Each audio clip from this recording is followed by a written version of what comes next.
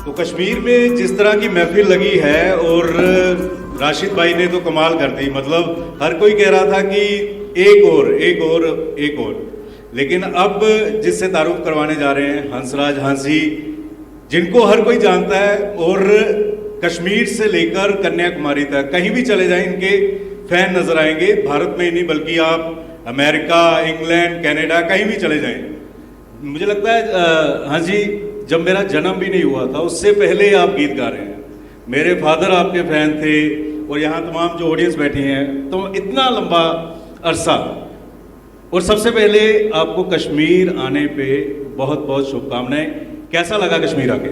News channel जो news 18 है, इसका टीम का मैं शुक्रगुजार हूँ, स्पेशली ज्योति कमल जी का और पंकज जी का।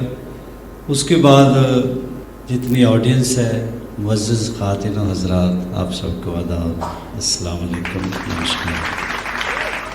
तो बहुत आला दर्जे के फ़नकार मियाँ राशिद जी को सुनने का मौका मिला, बहुत शुक्रिया। तो आपने पूछा कि कैसा लगा कश्मीर में आना, क्योंकि जन्नत कहा जाता है, स्वर्ग कहा जाता है। हाँ जी, रोज़े हशर में तो पता नहीं हम लोगों का क्या हशर होना है, धरती की जन्नत तो देखते रहना चाहिए, तो जहन से ही ठीक है। बाकी मेरा बहुत ज़्यादा कर रहे थे आप भी, मैडम भी, मेरा तो छोटा सा तारुफ है कि हुए हैं इश्क नाम के बुज़ुर्ग है दोस्त। इश्क की आप बात कर रहे थे, हुए हैं इश्क नाम के बुज़ुर्ग है दोस्त, हम फ़कीर भी उसी सिलसिले के हैं। क्या बात है। हाँ जी, इसलिए कहते हैं क्योंकि जिस तरह का आपका रुतबा है, एक बार ज्योति जी ने आपसे मिलने आए, आपने तुरंत हाँ कर दी कि कश्मीर मैं जाना चाहता हूँ। तो कश्मीर आकर आपको लगा कैसे, क्योंकि बड़ी देर बाद आप कश्मीर आए हैं? देखो, कश्मीर को इस लाइक पैराडाइज मालिक ने बनाया, परवरदिगार ने। तो मालिक तो पार्शल नहीं है, जिसके कब्ज़ा कुदरत में हमारी जान है, वो वाहिद ला शरीक इम्पार्शल। उन्होंने सबको दिया, सब ज़िंदगी भी दी, धरतियाँ भी दी, खाने पीने को भी दिया। हिंदुस्तान का सबसे खूबसूरत ये खिता है। मुझे बहुत अच्छा लगा आना, लेकिन मैं हमेशा दुआ करता रहता हूँ कि ऐ मेरे मालिक, ऐ परवरदिगार, कभी भी किसी माँ के आंसू ना निकले, किसी बहन को रोना ना पड़े, किसी बेटी के सर से साया ना जाए, बस ये सलामत रहे। देखो, ये धरती खूबसूरत है, शायद खाने पानी, दाने पानी का या कोई ना कोई तो चश्मेशाही भी यहाँ पे है, तो कुछ ना कुछ तो असर होता है। इसीलिए माशाल्लाह इतने खूबसूरत लोग यहाँ पैदा होते हैं। ये कभी अफसरदा ना हो, उदास ना हो, मेरी यही दुआ है। हमेशा खुश रहे, सलामत रहे और मालिक उसकी याद में रहे। दुआ फ़कीरां दी है, नहीं तेनों रब ना भुले। क्या बात है। हाँ जी, क्योंकि लगभग 4 दशक आपने इस इंडस्ट्री से जुड़े रहे हैं, सूफी, फोक, हर तरह के आपने गीत गाए हैं। लेकिन जो आपका शुरुआती दौर था, जो मुझे जानकारी है कि दरगाह से शुरू किया था। आपके ख़ानदान में, आपके परिवार में कोई गाता नहीं था, खेतों में काम करते थे, और जब आप दरगाह पे जाते थे और वहाँ आप उस संगत में चले गए, तो कई बार आपके पिता जो हैं वो आप पे थप्पड़ भी मार देते थे कि यार हंस कहाँ जा रहे थे, क्या कर रहे थे? पिता होते इसी काम के लिए। पिता को चिंता होती है ना, माता को चिंता होती है। वो उस वक्त तो लगता कि शायद वो तशद्दुद कर रहे हैं अपनी औलाद पे, लेकिन उनकी ये ख्वाहिश होती है कि हमारा बच्चा कामयाब हो जाए, और हमें उस वक्त नहीं पता होता। हम यही सोचते हैं कि ये कौन सा शख्स है घर में रहता जो हमेशा झटकता ही रहता है। तो बाद में पता चलता कि माँ बाप, अब माँ बाप के बारे में तो बुजुर्गाने दीन ने भी कहा है कि अगर जन्नत का नज़ारा करना तो माँ के कदमों में एक बार बैठ के देखो। क्या बात। तो मेरा ख्याल है ऐसे माँ बाप मुझे भी थोड़ा फ़िक्रमंद थे। हम खेतों में काम कर, उनको अच्छा लगता था करना, वो जद्दी पुश्ती वही काम था। तो मैं गाने लग गया बेसाख्ता ही, इस डेस्टिनी कह लें वही भाई कैसे शुरुआत, दरगाह में जाना कैसे शुरू किया, पता नहीं वहाँ मैं- कौन मिले और किस तरह से सूफियाना के रंग में आप रंगेंगे? वेल कोई प्लान्ड नहीं था। हमारे गांव देहात में उस वक्त ये, अब तो प्लानिंग करते हैं बच्चे को कहाँ पढ़ाना है, क्या करना है। उस वक्त तो बस ऐसे ही था, चलता था। तो बस मैं जब थोड़े सख्त मिजाज थे वाले साहब मेरे, तो मैं घर से भाग गया। तो वक्त अच्छे थे उस वक्त, बच्चे किडनैप नहीं होते थे, तो मैं जिंदा हूँ। तो मैं अपने जो मेरे मौसीकी के उस्ताद मोहतरम हैं, वो सूफ़ी सिंगर जी जी उस्ताद पूरन जनाब पूरन शाह कोटी साहब, जी तो उनके कदमों में मैं गया गाना सीखने। वो आगे बैंत थे किसी दरगाह पे, बहुत बड़े फ़कीर बाबा मुराद शाह गुलाम शनाई, जिनको नकोतर लाठी साईं भी बोलते हैं, बापू लाल बादशाह सरकार। जी। तो फिर वहीं पे मेरी तरबियत परवरिश हुई। तो मोबाइल शबाइल होते नहीं थे, माँ रोती रही, बाप भी थोड़ा उदास भी होते होंगे, लेकिन गुस्से में फिर ज़्यादा के वाह वाह याद पता नहीं कहाँ चले गया। तो मैं अहद करके गया था कि मैं कामयाब ना हुआ तो मैं दोबारा नहीं आऊँगा। तो फिर अल्लाह की रहमत है कि वही बात है, ना सलीका है आरज़ू का, ना बंदगी ही क्यों बंदगी है, ये सब तेरा कर्म है आका के बात अब तक बनी हुई है। क्या बात। तो बस ऐसे ही है चलता, मैंने कुछ नहीं किया। क्योंकि उस्ताद पूरन शाह कोटी के आप शागिर्द हैं, उनके जो बेटे मास्टर सलीम है वो आपके शागिर्द हैं।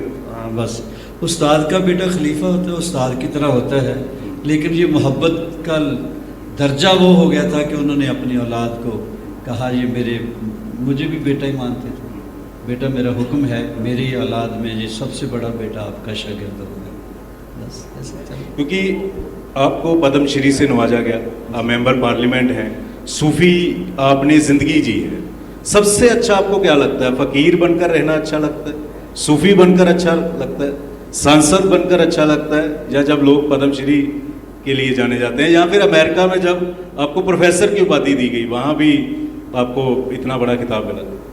बस मैं तो एक प्रे के जरिए जवाब दे सकता हूँ, एक दुआ मांगता हूँ अपने परवरदिगार से कि ज़िंदगी दी है, ज़िंदगी दी है तो जीने का हुनर भी देना, पाँव बख्शे हैं तो तौफीक सफ़र भी देना, गुफ्तगू तूने सिखाई है कि मैं गूंगा था। क्या बात। गुफ्तगू तूने सिखाई है कि मैं गूंगा था, अब मैं बोलूँगा तो बातों में असर भी देना।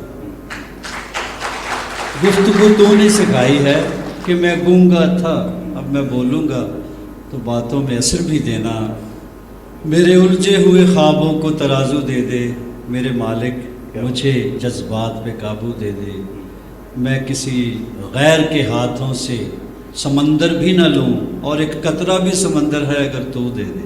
बस यही मैंने तो जिसके कब्जा कुदरत में मेरी जान है, सरेंडर किया हुआ है मैंने। मैं ऑटो पे लगा हुआ बंदा हूँ, जहाँ पे बिठा दो, जहाँ पे बिठा दो मैं एंजॉय करता हूँ। हाँ जी। कोई फकीर कहता है, कोई नकोदर दरगाह पे आप जाते हैं, कोई सूफी कहता पता है। नहीं, मैं जो खुद सोचता हूँ बजाते खुद अपने बारे में, वो यही सोचता हूँ कि मिट्टी है तो पल भर में बिखर जाएंगे हम लोग। ये मिट्टी है, हम मिट्टी से आए, मिट्टी में एंड हो जाएगा। मिट्टी है तो पल भर में बिखर जाएंगे हम लोग, खुशबू है तो हर दौर को महकाएंगे हम लोग। हम रूहे सफ़र हैं, हम रूहे सफ़र हैं, हमें नामों से ना पहचान, कल और किसी नाम से आ जाएंगे हम लोग। आज हंसराज या कल हंस हुसैन भी हो सकता है। क्या पता उसे। माँ ने जोरावर सिंह नाम रखा था मेरा। अच्छा, माता जी ने जोरावर सिंह नाम। जोरावर सिंह तो रखा। हंसराज, हंस कैसे? पता नहीं, मैं पाकिस्तान गया, मोहम्मद यूसुफ कहते थे। जिसका जो दिल करता बुलाई जाता है। मुझे तो इतना पता है कि इस शरीर को मालिक ने पता नहीं कुछ काम वाम लेने के लिए पैदा किया होगा। ऑनेस्टली जिस भी शोबे में हैं आप, तो उसमें काम वाम करते रहो। जब शो बिजनेस में था तो उसको उस वक्त सिर्फ मैं यही सोचता था। अब डाइवर्ट हो गया हूँ, तो बस भारत माता की जय। क्योंकि वारिस शाह आपने सुनी गाई, जो उनके जो तमाम बुल्ले शाह, लोग बहुत सारे लोग समझते थे कि हीर रांझा जो है वो एक इमेजिनेशन है, वो करैक्टर है या वारिस शाह का खुद है। लेकिन आज जो आपसे मेरी बात हो रही थी वो किस्सा बताइए कि हीर रांझा असल में कौन थे, कैसे थे, और आप तो जब पाकिस्तान गए थे वहाँ पर वो सारा इंसिडेंट अगर सुना सके तो। मेरी जुस्तजू थी, आरजू थी कि किताबें छोटे होते पढ़ते थे, तो हीर रांझा कहाँ पैदा हुए, कैसे हुए, तो मैं फिर घूमता रहता था पूरी दुनिया में, ऐसा मुसाफिर ही रहा हूँ मैं। तो जब पाकिस्तान गया तो पता किया तो कहने लगे वो ख़ानदान अभी ज़िंदा है, उनके ख़ानदान। क्योंकि बहुत सारे लोग समझते थे कि इमेजिनेशन है। हाँ, आप मुझे बोले आज इन्होंने भी यही कहा कि ये जस्ट इमेजिनेशन है या वारिस शाह खुद हो सकते हैं। सैयद वारिस शाह ने लिखा है। मैंने कहा नहीं, ये सच्ची कहानी है और मैं मियाँ रांझे के ख़ानदान के एक फ़र्द को मिल के आया हूँ, वो वहाँ लाहौर में जज है। तो इनको यकीन नहीं आ रहा था, फिर भला हो जिसने मोबाइल बनाए मैंने कॉल लगा दी तो इन्होंने वो देखो, उन्होंने बात भी कमाल की कहने लगे मैं शहर से गांव गया हुआ था, अपने पिंड गया हुआ था, पंजाबी में कहते हैं। मैं क्या पिंड का नाम लो ज़रा, कहते तख्त हज़ारे गया। जब तख्त हज़ारा किया तो मुझे एकदम याद आ गया रांझा साहब, मियाँ रांझा वहाँ पे पैदा हुए थे, वो उन्हीं की वो हवेली भी कायम है। हंसी ने आज बात करवा दी, रांझा के जो परिवार आगे, खानदान आगे चल रहा है, उनके फैमिली मेंबर जो हैं वो जज बन चुके हैं इस समय, तो उनसे बात हुई थोड़ी देर पहले। दूसरा हंसी, क्योंकि जिस तरह से इश्क को आपने डिस्क्राइब किया है, मोहब्बत को डिस्क्राइब किया है, आपके लिए इश्क और मोहब्बत क्या है? किससे सबसे ज़्यादा इश्क और मोहब्बत है? अरे ये इश्क से क्रिएशन हुई है सारी। अव्वल हमद खुदा दा विरद कीजे, इश्क कीता सो जग दा मूल मियाँ। पहले आप ही रब ने इश्क कीता ते माशूक है नबी रसूल मियाँ। सरकार जो रहमतुल आलमीन बन के आए हैं, उनके इश्क में ये कायनात बनाई गई है, तो खुदा की ज़ात ही इश्क है। इश्क के बिना तो मुर्दा ही है आप। तो आपका पहला इश्क? इश्क पहला दूजा भी होता है इश्क इश्क होता है। इश्क और मोहब्बत में फ़र्क है या नाम ही? नहीं, मोहब्बत भी बहुत पाकीज़ा चीज़ है, इश्क तो बहुत ही पाकीज़ा चीज़ है। लेकिन अट्रैक्शन जो है आजकल का जो है मामला, आजकल थोड़ा बदल गया है। आजकल देखो गाने बता रहे हैं, जैसी ज़िंदगी है वैसे गाने हो जाते हैं। पहले गालिब, अल्लामा इकबाल कितना अच्छा लिखते थे मोहब्बत के बारे में। आजकल मैं सुन रहा था कि मैंने कहा कि दिलरुबा, वो बोली मेरे पास आ। मैंने कहा, जो जिंदगियां लग जाती थी इजहार करने को, आजकल तो एक सेकंड में कह देते हैं मैंने कहा दिलरुबा। मैंने कहा कि देखो बदल गई ना, अब स्टैंडर्ड देखो, लेवल क्या आ गया मोहब्बत का, इश्क का। मैंने कहा कि दिलरुबा, वो बोली मेरे पास आ। मैंने कहा मुझे प्यार है, वो बोली कि तू दिलदार है। मैंने कहा घूंघट उठा, उसने कहा पैसे दिखा। मैंने कहा घूंघट उठा, उसने कहा पैसे दिखा। मैंने कहा पैसे नहीं, तो उधर से आवाज़ पेटीएम करो। मैंने कहा कि दिलरुबा, वो बोली मेरे पास आ। मैंने कहा मुझे प्यार है, वो बोली कि तू दिलदार है। मैंने कहा घूंघट उठा, उसने कहा पैसे दिखा। मैंने कहा पैसे नहीं, वो बोली तो हट ऐसे नहीं। मैंने कहा महंगाई है, वो बोली तो मेरा भाई है। कर लो इश्क। कहते कितना सुंदर तुम एक्ट करती हो, अफेक्ट दिल के डायरेक्ट करती हो। शायरी देखो आजकल की सारी लैंग्वेज मिक्स कर रहे हैं। कितना सुंदर तुम एक्ट करती हो, अफेक्ट दिल के डायरेक्ट करती हो। मैनू कहनी तुमसे नफरत है और टैटू वाला सिलेक्ट करती हो। जो भी कहना मुझे कह मर ले, बिच पब्लिक क्यों कलेक्ट करती हो। यानी भी मैं भूल। सो अब वो लोग, वो ज़माना और था, ये ज़माना और है। अब भी होंगे, अब भी होंगे लोग, क्योंकि होंगे लोग। वारिस शाह, लैला मजनू, वो जो कहानियाँ थी, या वो या आपके टाइम, उसमें और अब में क्या फ़र्क है? उस टाइम का क्या इश्क और मोहब्बत है? इश्क तो वैसा ही है, लोग थोड़े कम, थोड़ा लेवल इश्क ज़िंदगी से ताल्लुक़ रखता है। ये जिस लेवल की थिंकिंग है उसी लेवल के गाने हैं, उस लेवल का ही है।